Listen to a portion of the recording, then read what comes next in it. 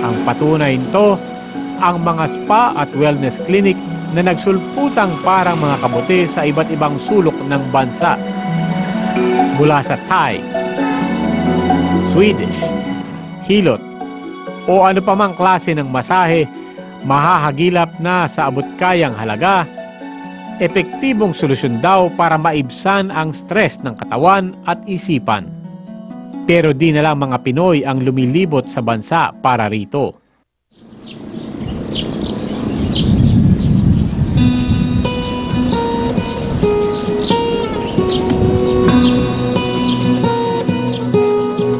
Galing Chile at Amerika. Beautiful. Linggo-linggong hinahanap nila Sergio Itura at Kathleen Nago ang tatak Pinoy na masahe ng Nurture Wellness Village sa Tagaytay.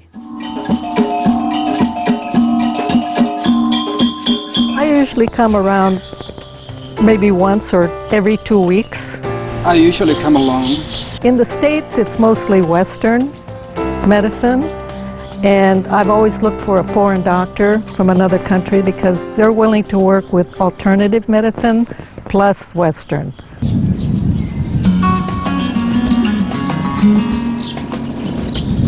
Lugar pa lang daw, therapeutic na. Basically, I look at it as an oasis. It really is some place to come to really get rejuvenated and healthy. But this is a very peaceful, pleasant place to be, and the state of mind is very important as to how well you're doing, physically and otherwise. We can have a massage there. That would be nice. Ang serbisyong natatanggap sa spa, nakatutulong daw para mapanatiling malakas at malusog ang kanilang katawan sa kabila ng edad. Actually, for my age, I take no medications. I'm 74, and that's because of preventive medicine. It builds your immune system. By taking medication, it lowers your immune system. Hindi man daw medikal ang mga spa, maituturing na nga raw silang malaking parte ng wellness tourism sa bansa.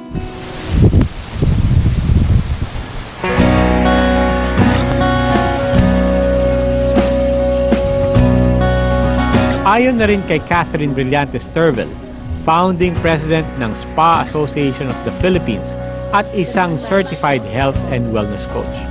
Medical and wellness tourism are different, but they're also related, okay? Para sila magpinsan, one family lang yan. It's all about health tourism, the overall arcing umbrella, it's health tourism, no? And spas fall under wellness tourism because we actually focus on prevention. Yung aming advocacy in the spa and wellness industries, we want people to be well. We don't want people to get sick. This is where we have weddings. Katuwang ni Cathy ang Britong mister na si Dr. Mike Turvel sa pagpapatayo ng resort and destination spa na ito.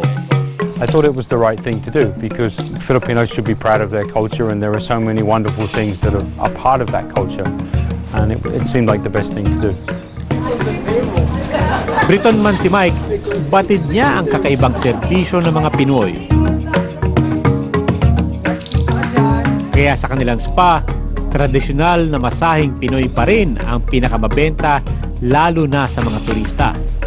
Pero isa sa mga dinadayo rito ang nilaib o Pinoy version ng hot stone massage.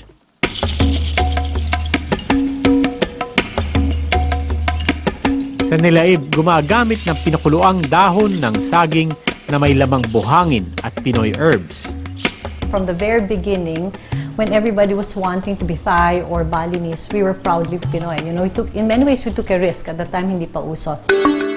Hindi lang masahe ang handog nila sa mga kliyente, kundi isang total lifestyle experience. Nagsisimula ito sa pagtukoy ng lagay ng kalusugan ng kliyente gamit ang Digital Meridian Scan. Start everything with what we call the Digital Meridian Scan, which is a computerized health scan to find out how healthy you are. And then we communicate with our doctor. We send him the results.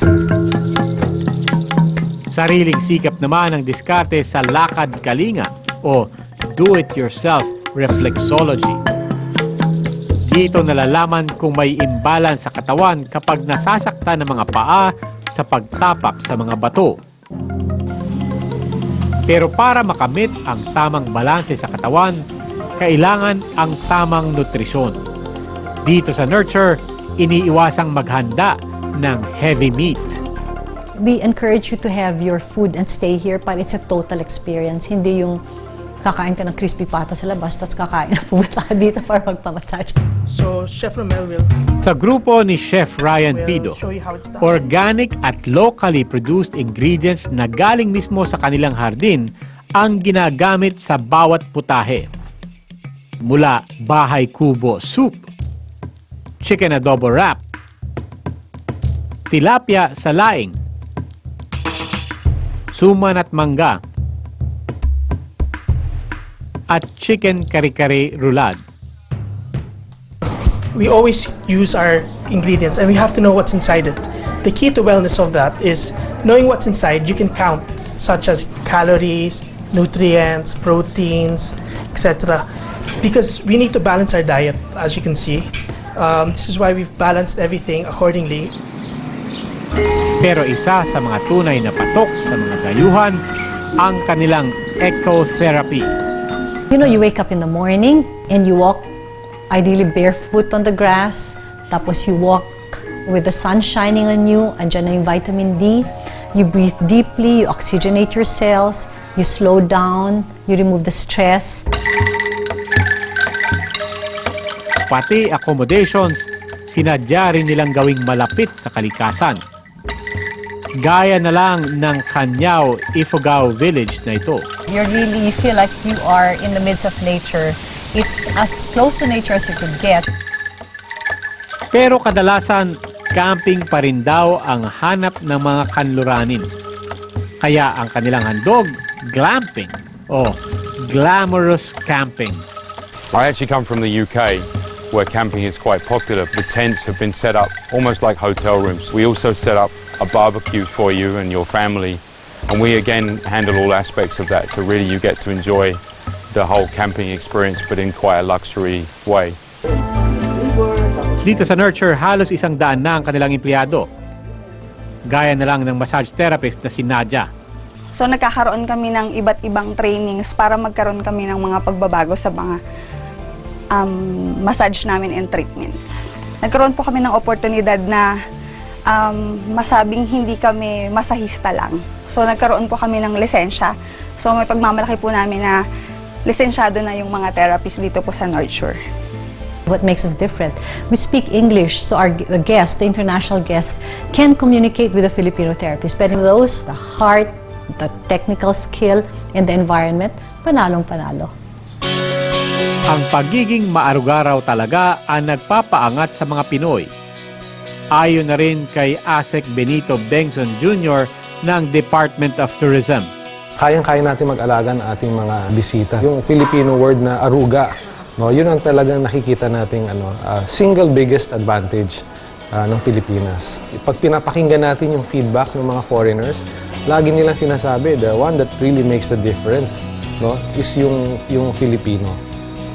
Kaya naman wala na raw duda na kaya nating makipagsabayan sa larangan ng wellness tourism.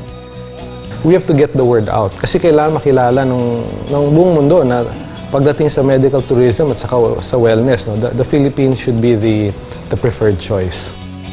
Pero ang tatak Pinoy na pangangalaga, hindi na lang daw sa mga spa hinahanap ng mga dayuhan. Dahil maging ang alternative treatment at herbal medicines, mabenta rin sa kanila.